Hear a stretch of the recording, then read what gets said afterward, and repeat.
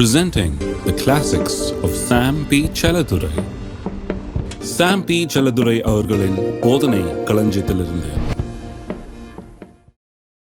கர்த்தர் என் மெய்ப்பராய் இருக்கிறார், நான் தாழ்ச்சி அடையேன். அவர் என்னை புல்லுள்ள இடங்களில் மேய்த்து அமர்ந்த தண்ணீர்கள் அண்டையில் என்னை கொண்டு போய் விடுகிறார். அவரின் ஆத்துமாவை தேற்றி தம்முடைய நாமத்தின் நிமித்தம் என்னை நீதியின் பாதைகளில் நடத்துகிறார்.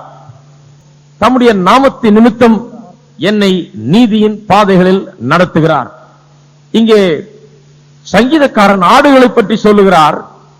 ஆனால் ஆடுகளை பற்றி சொல்லுகிறது ஒரு வர்ணனை தான், மனிதர்களை குறித்து தான் பேசுகிறார். ஆட்டை மனதில் வைத்துக் கொண்டு மனிதனை அதற்கு ஒப்பிட்டு பேசுகிறார்.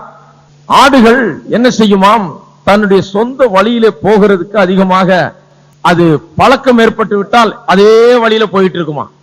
அதை மாத்துறதுன்னா ரொம்ப கஷ்டம். அதே இடத்துல மேய்ஞ்சு தினந்தோறும் அதே இடத்துக்கு போய் தினந்தோறும் அதே காரியங்களை செய்து அதே இடத்துல மேய்ஞ்சு அந்த புல்லெல்லாம் ஒண்ணு இல்லாம ஆகி அது வெட்டாந்தரை ஆகிற வரைக்கும் அங்கேயே தான் போயிட்டு இருக்குமா. அதுக்கு வேற புத்தி கிடையாது. திரும்ப திரும்ப அங்கேயே தான் போயிட்டு இருக்கும்.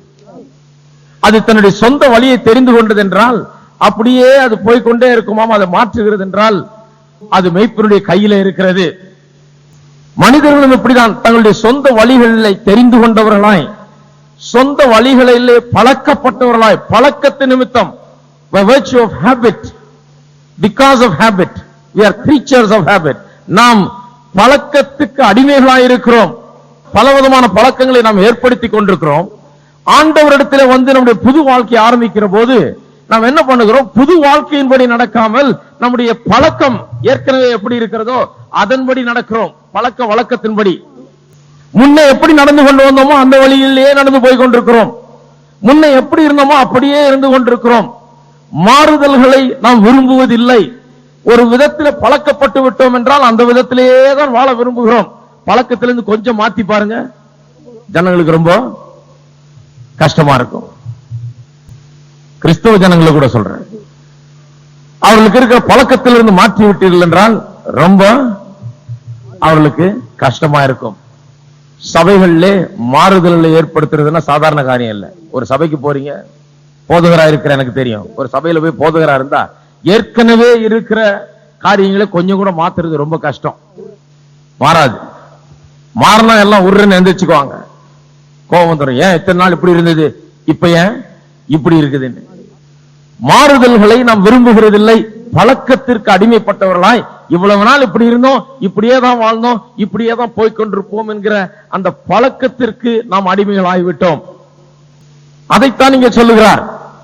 இந்த நம்முடைய பழைய பழக்க வழக்கங்கள், நாம் வாழ்ந்த அந்த முறைகளில் இருந்து நம்மை மாற்றி புதிய வழிகளிலே நம்மை அவர் நடத்துகிறார். அதை சொல்வதற்காக தான் இப்படி சொல்லுகிறார். தம்முடைய நாமத்தின் நிமித்தம் நீதியின் பாதைகளிலே நம்மை நடத்துகிறார். இந்த பழைய பழக்க வழக்கங்கள், நம்முடைய பழைய வாழ்க்கை முறைகள், அவைகள் தான் நம்மை முன்பு வேதனைக்கும் நஷ்டத்திற்கும் கஷ்டத்திற்கும் ஆளாக்கிற வழிகள். நம்முடைய பழைய பழக்க வழக்கங்கள் தான் நமக்கு மிகுந்த கஷ்டத்தை கொண்டு வந்தவை. கஷ்டத்தை கொண்டு வந்தாலும் நம்ம அந்த வழியில தான் போவோம் என்கிறதுல உறுதியா இருக்கிறோம். சில நேரத்தில் ஆடுகள் அப்படித்தானா, போய் அதே இடத்துல மேஞ்சி மேஞ்சி தினந்தோறும் காலையில் எந்திரிக்க வேண்டியது நேரா நேத்து எங்க போச்சோ அங்கேயே தான் போய் நிக்குமா. அங்க புல்லெல்லாம் இப்ப ஏற்கனவே எல்லாம் சாப்பிட்டு எல்லாம் குறைஞ்சி ஒண்ணும் இல்லாம கிடக்குமா. அது இருக்கிறது திருப்பி நோண்டி வேரோட நோண்டி திருப்பி சாப்பிட்டுட்டு அதை வெட்டாந்தரை ஆக்கிட்டு பசியும் பட்னியிலேயும் அப்படியே நின்றுட்டு கிடக்குமா.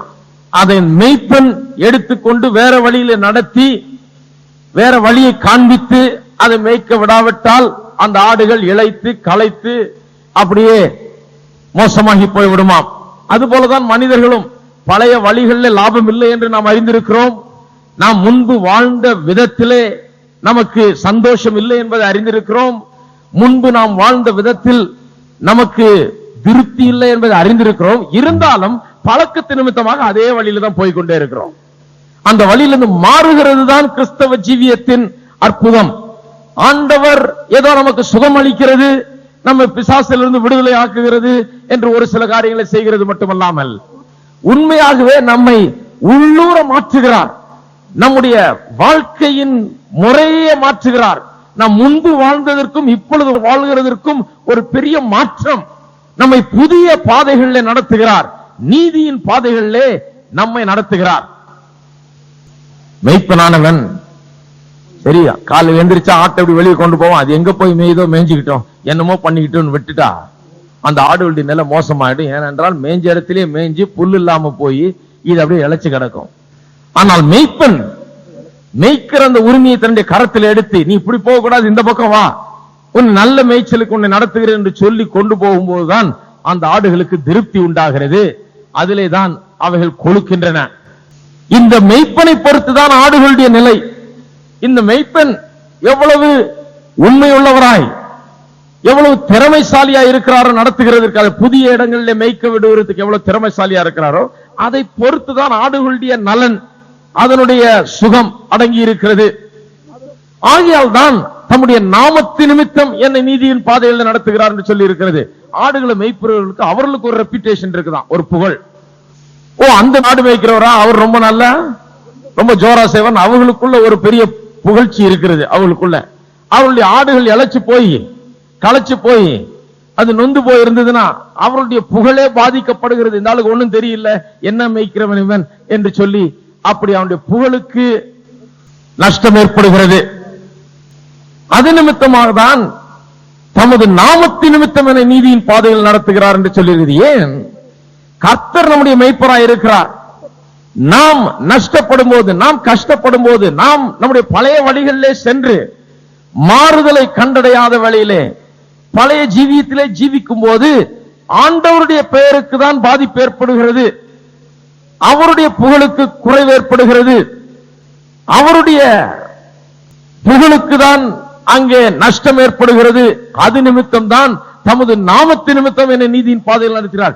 ஏன் நம்மை நீதியின் பாதையில் நடத்துகிறார்? ஏன் நம்மை புதிதான வழிகளில் நல்ல வழிகளில் நடத்துகிறார்? ஏனென்றால் தாம் நல்ல மெய்ப்பன் என்பதை நிரூபிப்பதற்காக, தம்முடைய புகழை நிறுவுவதற்காக, தம்முடைய நாமத்தின் மேன்மையை உறுதிப்படுத்துவதற்காக அப்படி நடத்துகிறார். அவர் நல்ல மெய்ப்பன். அவருடைய மேய்ச்சலின் ஆடுகளாய் இருக்கிறவர்களை பார்க்கும் போதே தெரியும் இது எங்கிருந்து வருதுன்னு, இது யாருடைய ஆடுன்னு பார்க்கும் போதே தெரியும்.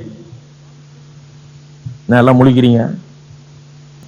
சில கிறிஸ்தவங்களை பார்த்தா பார்க்கும் போதே தெரியும் இது கர்த்தரால் மேய்க்கப்படுற ஆடு இல்ல, அலைஞ்சி திரிஞ்சு நொந்து போய் காஞ்சு போய்.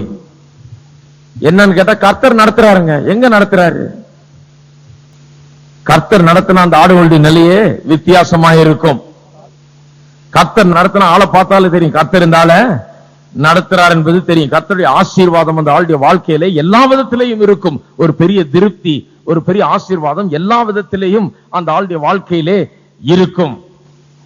அது நிமித்தமாக தான் தம்முடைய நாமத்தின் நிமித்தம் என்னை நீதியின் பாதைகளில் நடத்துகிறார் என்று சொல்லி இருக்கிறது.